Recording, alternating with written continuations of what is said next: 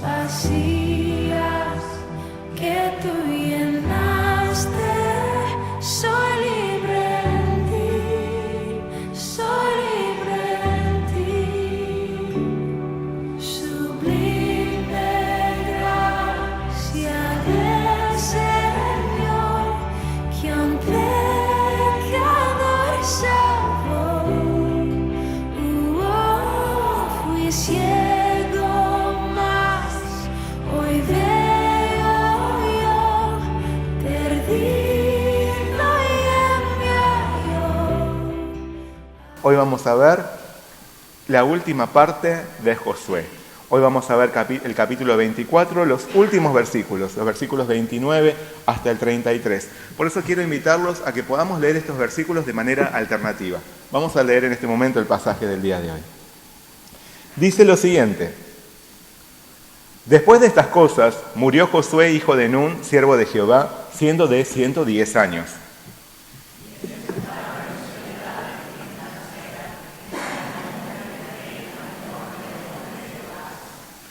Y sirvió Israel a Jehová todo el tiempo de Josué y todo el tiempo de los ancianos que sobrevivieron a Josué y que sabían todas las obras que Jehová había hecho por Israel.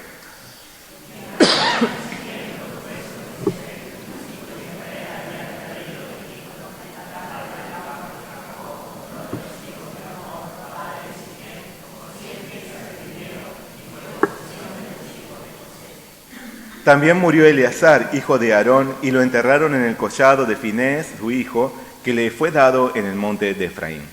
Hasta ahí es la palabra de hoy. Vamos a hacer juntos una oración. Señor Padre Celestial, muchas gracias te damos porque tú nos permites hoy compartir esta palabra de Josué. Gracias por habernos acompañado durante un largo proceso en el cual tú fuiste nutriéndonos espiritualmente por la palabra. Hoy, Señor, vemos este último pasaje del libro. Acompáñanos, como siempre lo has hecho, por medio de tu Espíritu Santo.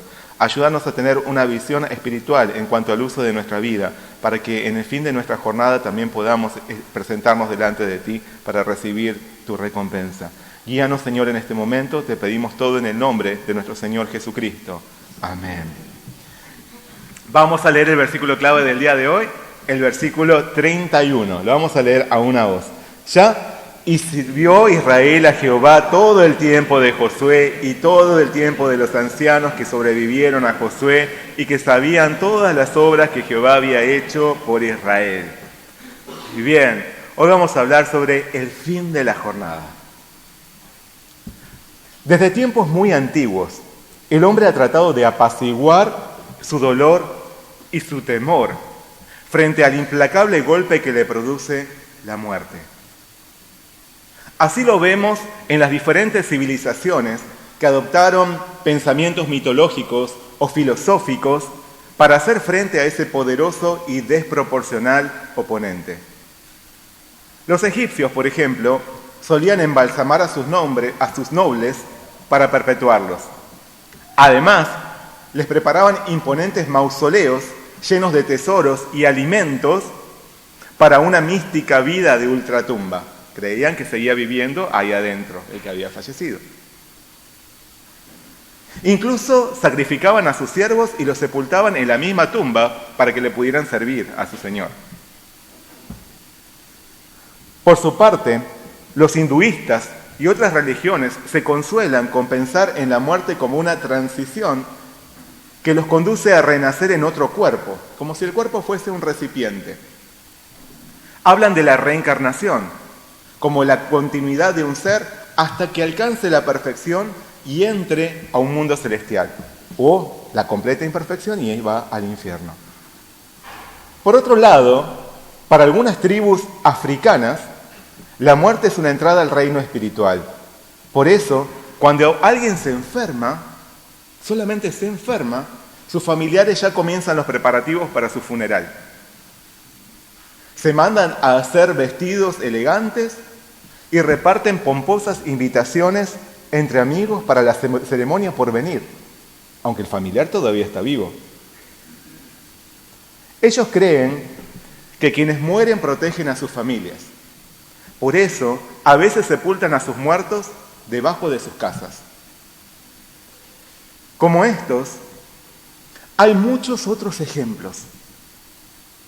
Aún así, por más rebuscados que sean sus razonamientos, los hombres no han podido más que disimular su impotencia frente al demoledor ataque de la muerte. En las últimas líneas del libro de Josué encontramos el entierro de 3 hombres de fe. Por un lado vemos la despedida de 2 líderes que acompañaron a Israel en su entrada a la tierra prometida, Josué y Eleazar. Además, se describe la sepultura de un antiguo patriarca que llenó de esperanza a la nación cuando todavía eran esclavos, José. Cada uno de ellos partió después de una ardua tarea, una ardua lucha por dar gloria al Señor hasta su último aliento. Y cada uno de ellos dejó este mundo con la certera esperanza de alcanzar un auténtico reposo. Nosotros no necesitamos sucumbir ante la muerte. No necesitamos del consuelo de las creencias terrenales frente a la muerte.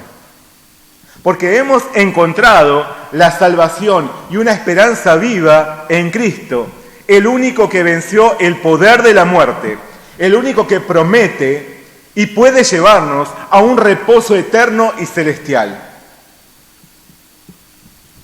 Pero antes de que esto suceda, debemos esforzarnos por usar bien nuestra vida. Debemos llegar a rendirnos ante el Dios verdadero y procurar servirle hasta el final. Por lo tanto, perseveremos en vivir con el propósito de glorificar a nuestro Señor con esperanza.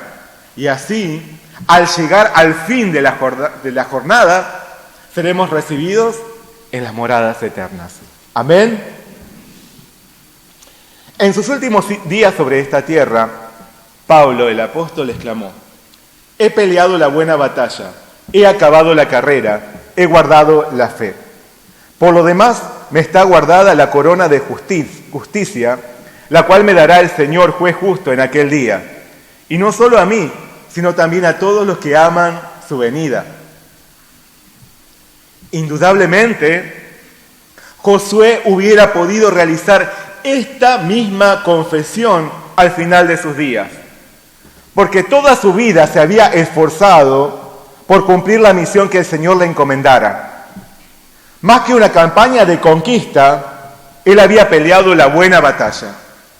Más que un recorrido por el desierto hasta llegar a la tierra de Canaán, había acabado la carrera celestial. Más que construir su propia gloria o acumulado posesiones terrenales, había guardado su fe. Por eso, Josué podía estar seguro que el Señor le otorgaría una dulce recompensa. Para él estaría preparada una gloriosa corona de justicia. El relato de hoy comienza diciendo: después de estas cosas, murió Josué, hijo de Nun, siervo de Jehová, siendo de 110 años.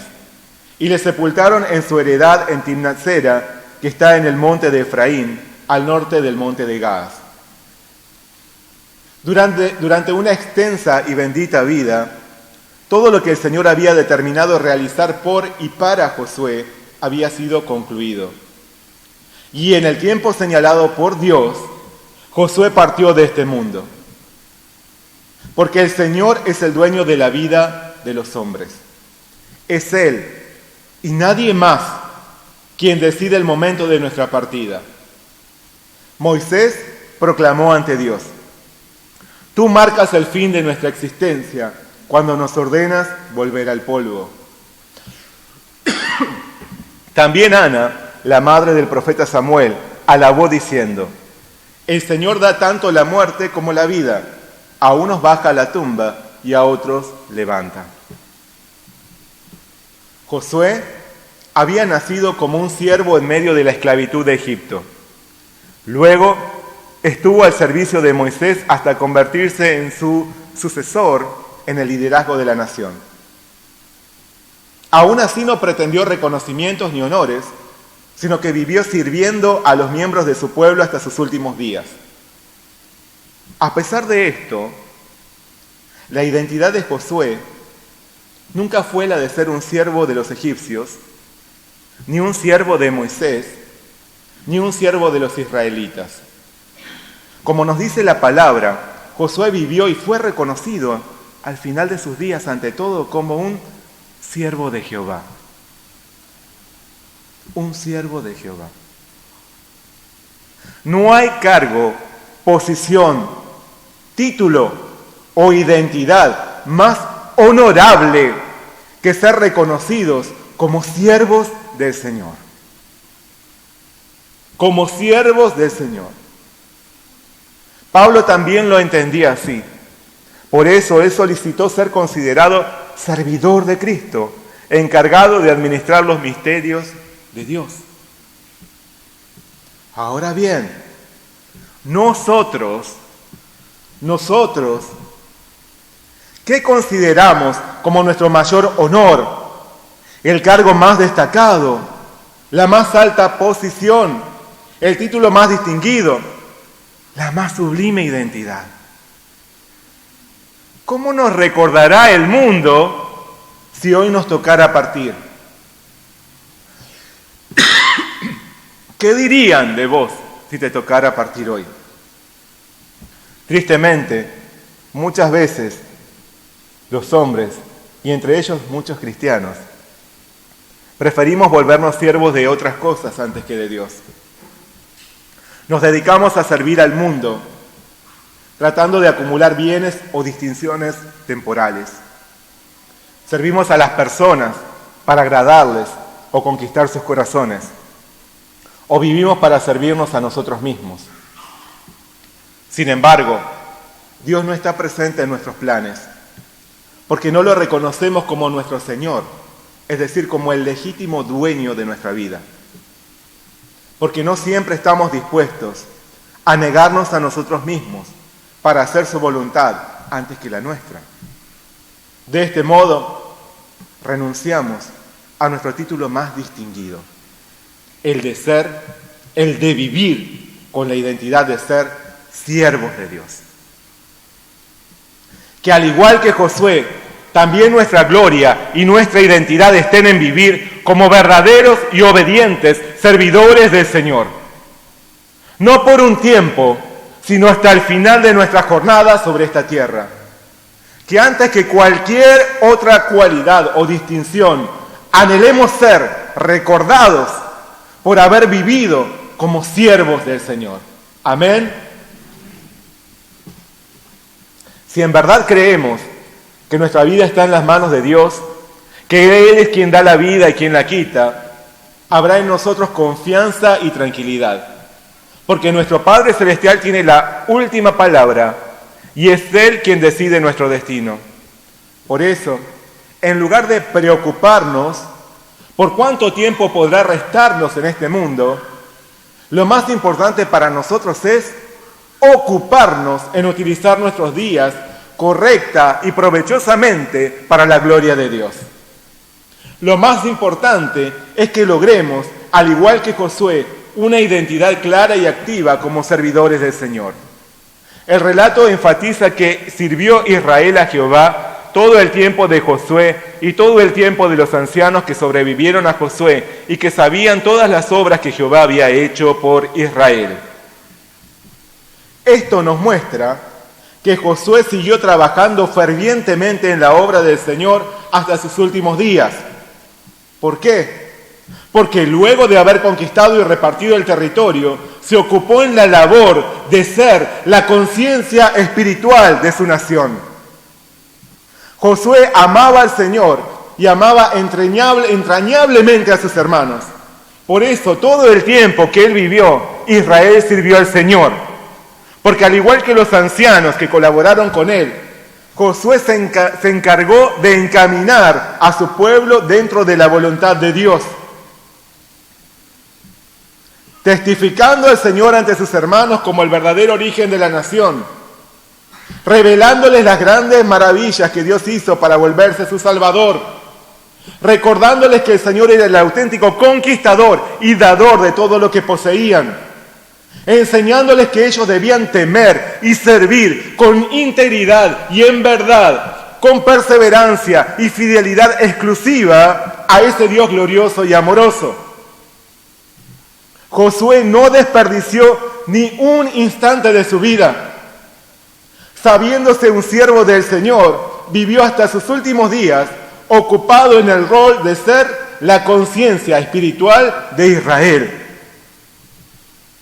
Y la razón por la cual tanto Josué como los ancianos pudieron revelar al Señor y preservar a la nación de la caída fue que ellos no solo conocían y enseñaban lo que Dios había hecho, sino que lo habían experimentado en carne propia.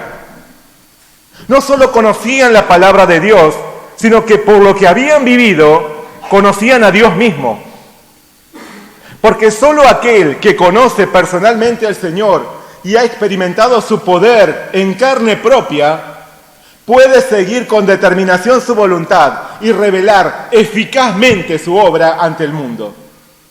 Puede ser un instrumento de bendición y ánimo para que otros perseveren en los caminos del Señor. Jesús aseguró, y esta es la vida eterna, que te conozcan a ti, el único Dios verdadero, y a Jesucristo, a quien has enviado. Que te conozcan a ti, el único Dios verdadero, y a Jesucristo, a quien has enviado. Nuestra salvación no proviene de las buenas obras que podamos realizar, sino de conocer a Dios y a su Hijo Jesús. Conocer a Dios y a su Hijo Jesús. Pero este conocimiento tampoco es un mero aprendizaje intelectual. No es una deducción de nuestra mente, ni una conclusión de nuestro razonamiento humano.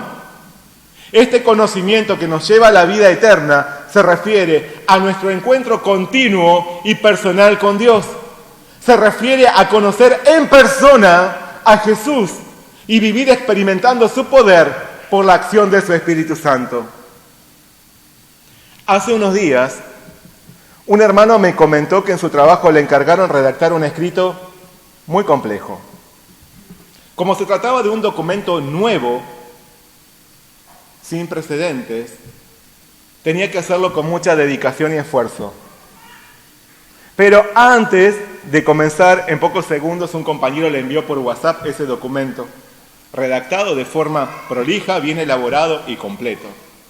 En segundos. ¿Cómo pudo hacerlo? ¿De dónde lo sacó? ¿Cómo pudo desarrollarlo tan rápido? Simplemente porque ese compañero recurrió a un chat de inteligencia artificial que redactó el escrito que le pidió. Para muchos le puede parecer extraño lo que les digo, pero existe una herramienta en Internet, son varios chats, donde se puede colocar un tema determinado y se recibe como respuesta un texto completo, prolijo e inédito de lo que se quiera. Escribís un tema y te redacta, no te dice opciones como Google, te redacta el texto completo. No lo hagan en su casa los chicos adolescentes sus trabajos prácticos, por favor. Una computadora trabaja en nuestro lugar de forma inteligente, pensando y redactando por nosotros. ¿Escucharon de eso? Cuando escuché lo que me decía este hermano, me reí.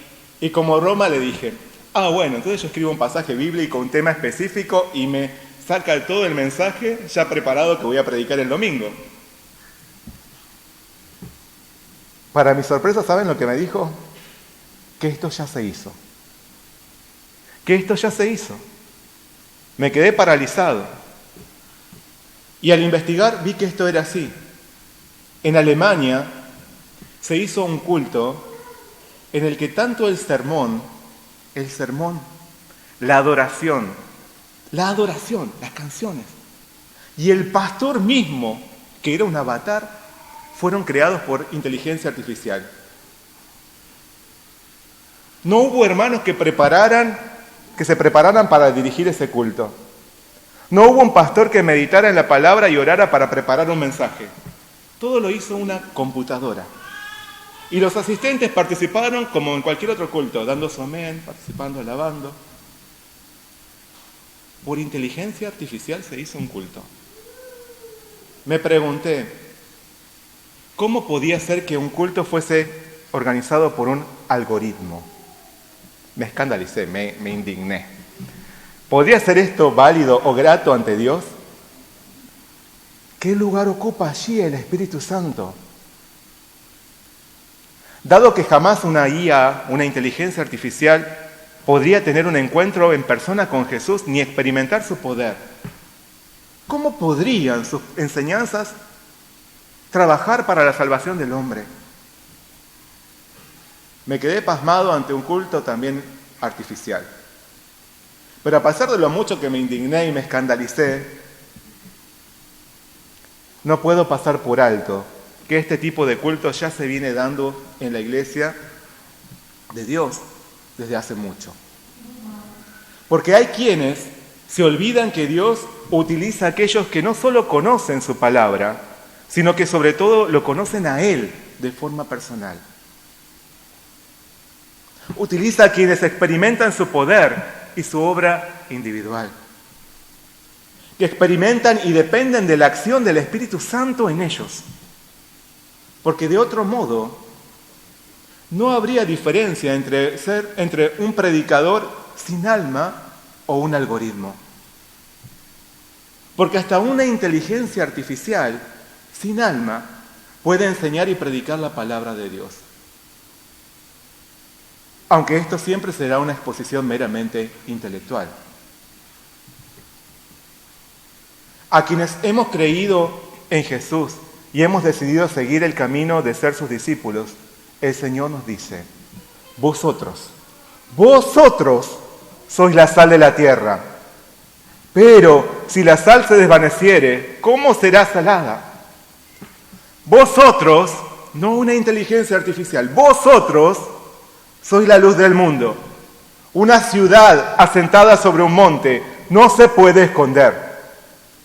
Así alumbre vuestra luz delante de los hombres, para que vean vuestras buenas obras y glorifiquen a vuestro Padre que está en los cielos.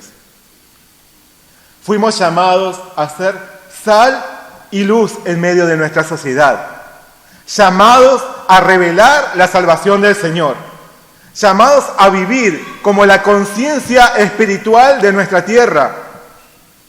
Pero si nos entregamos a vivir según los hábitos de pecado del mundo, o de manera seca y mecánica, seremos como sal que ha perdido su sabor, o como luz que se mantiene oculta. Amargamente, nunca podremos actuar como conciencia de nuestro mundo si no pasamos de ser conocedores intelectuales que no experimentan la obra del Señor, que no practican su palabra, que actúan sin corazón en lo que hacen.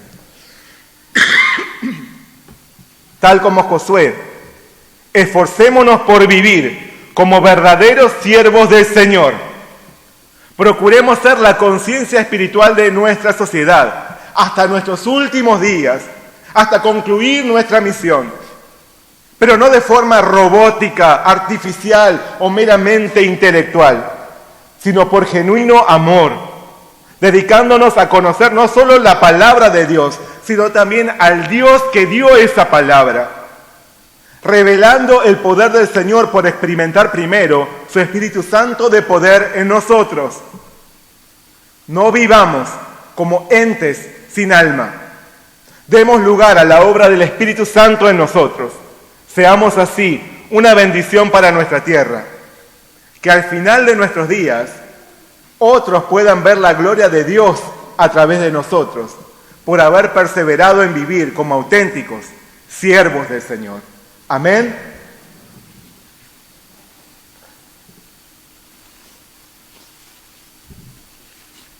Una de las 7 maravillas del mundo, de la actualidad, es el Taj Mahal en India. ¿Lo conocen? Sí, Abel lo conoce personalmente, me parece, ¿no? Sí, también Mónica. Muchos piensan que se trata de un antiguo palacio, pero en realidad es un enorme y lujoso mausoleo que encierra una sorprendente historia de amor.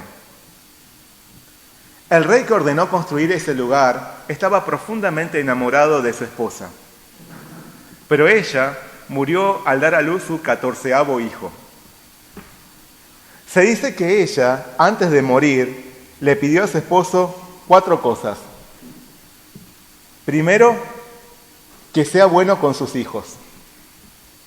Segundo, que construyera una gran tumba para ella. Tercero, que viniese a visitarla en cada aniversario. Cuarto, que no se volviera a casar. Ante el deseo de su amada, el rey hizo levantar un impresionante y costoso edificio en el que sepultó a su esposa, gastando casi la totalidad de los recursos de su nación. El último deseo de una mujer amada movilizó el corazón de un rey poderoso que dio lo mejor que pudo para cumplir su petición, por más que esto dejara su reino en bancarrota. Contrario a aquella esposa, hubo un gran hombre de fe en la historia de Israel, que también dejó un último deseo antes de partir de este mundo. Sin embargo, él no pidió consideración hacia sus hijos, ni una gran tumba, aun pudiendo obtenerla por su alto rango social. Tampoco pidió ser recordado cada año, ni obligó a su esposa a no casarse de nuevo. Se trata de José, el querido hijo de Jacob que llegó a convertirse en gobernador de Egipto. Él había llevado a toda su familia a tierra egipcia para sustentarla en tiempos de escasez. Allí fue donde los hebreos se multiplicaron y en un principio disfrutaron de comodidad y paz. Aún así, antes de su muerte, José hizo una importante petición. Él les dijo a los hijos de Israel: Dios ciertamente os visitará y haréis llevar de aquí mis huesos. Por más que José había alcanzado una vida confortable, distinguida y apacible en territorio egipcio, él sabía que ese no era el lugar de la bendición que Dios le había prometido a Israel. Por eso José no quiso quedar excluido de las promesas del Señor y pidió que, aunque sea su cuerpo sin vida, fuese llevado y enterrado en la tierra prometida cuando su pueblo abandonase Egipto. Este último deseo de José produjo una alentadora esperanza entre los hebreos en tiempos en que vivían en cautividad, porque él les había dicho que Dios los haría volver a su tierra y llevarían de allí su cuerpo.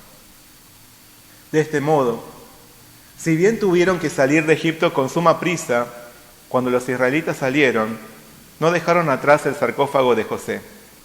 La palabra nos dice que tomó también consigo Moisés los huesos de José, el cual había juramentado a los hijos de Israel diciendo: Dios ciertamente os visitará y haréis subir mis huesos de aquí con vosotros. Finalmente, como describe el pasaje de hoy, los hebreos honraron su último deseo y enterraron en Siquem los huesos de José que los hijos de Israel habían traído de Egipto, en la parte del campo que Jacob compró de los hijos de Hamor, padre de Siquem, por 100 piezas de dinero, y fue posesión de los hijos de José. Por otro lado, se dice que probablemente en el mismo año en que murió Josué, también dejó este mundo Eleazar, el sumo sacerdote.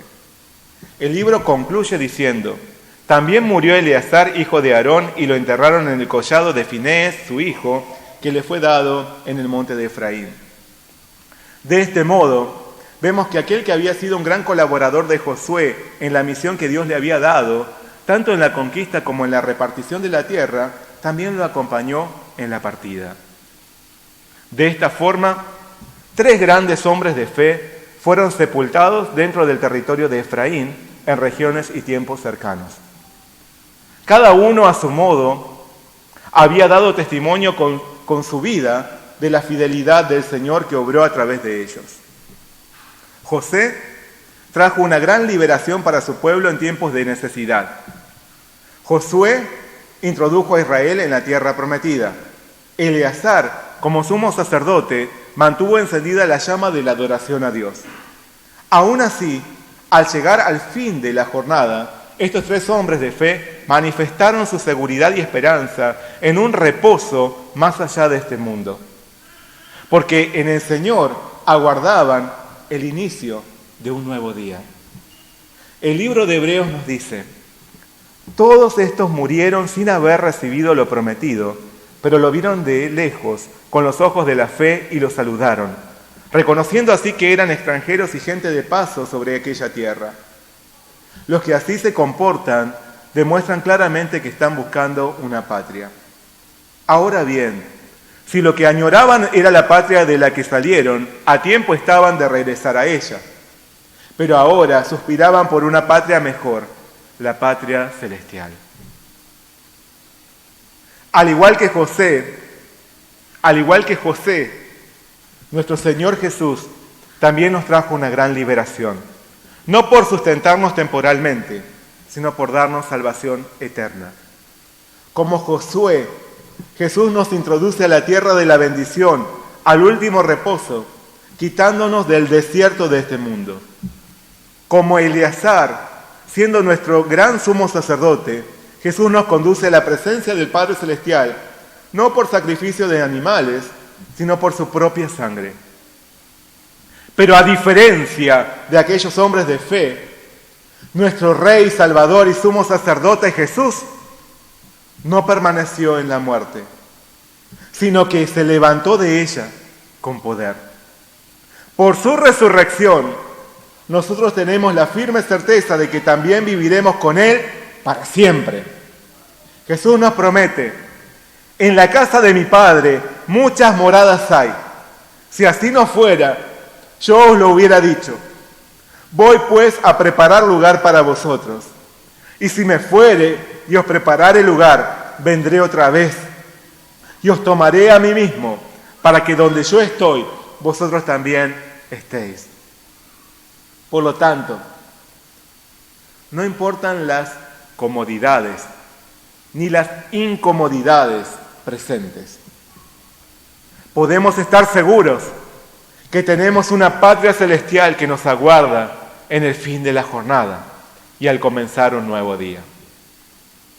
Mientras tanto, al igual que los grandes hombres de fe como Josué, José y Eleazar, procuremos llevar una vida fiel a nuestro Dios hasta el final. Siendo auténticos siervos del Señor, vivamos como la conciencia espiritual de nuestra tierra para la gloria de Dios. Animemos a los otros a abandonar la esclavitud del pecado y los hábitos del mundo, para poner los ojos en el reposo que Jesús nos ofrece. Colaboremos en la obra de llamar a las almas a venir a un encuentro con el Señor. Y así, un día lejano, después de pelear la buena batalla, al concluir nuestra carrera, también recibiremos esa corona que el Señor nos prepara. Amén. Vamos a orar juntos. Oremos. Señor Padre Celestial, muchas gracias te damos por tu palabra del día de hoy. Gracias, Señor, porque a través de la vida de 3 hombres de fe, nosotros también podemos ver reflejada la obra de nuestro Señor Jesús. Tú nos has llamado para que en el tiempo en el que esperamos tu gloriosa venida, podamos mantenernos firmes en la fe también. Tú nos has llamado a que nosotros podamos vivir con el privilegio y también la responsabilidad de ser tus siervos, viviendo, trabajando como la conciencia espiritual de nuestra tierra. Para esto, Señor, queremos pedirte que tú vengas a nosotros por medio de tu Espíritu Santo, revelándote tú a ti mismo hacia nosotros, y con el poder espiritual que viene de ti, podamos ser tus testigos. Gracias, Señor, por tu palabra de Josué. Durante un año y unos meses, tú nos permitiste poder compartir esta palabra, meditándola, siendo esta palabra de gran bendición para nosotros. En verdad, estamos muy agradecidos y sorprendidos por la obra que tú haces en nuestro corazón a través de esta palabra. Bendícenos, Señor, que al final de nuestros días, en el fin de la jornada, también podamos ser recordados como tus siervos, no como siervos del mundo, no como hombres distinguidos del mundo, sino como siervos del Señor. Muchas gracias te damos por todo, pedimos tu bendición en el nombre de nuestro Señor Jesús. Amén.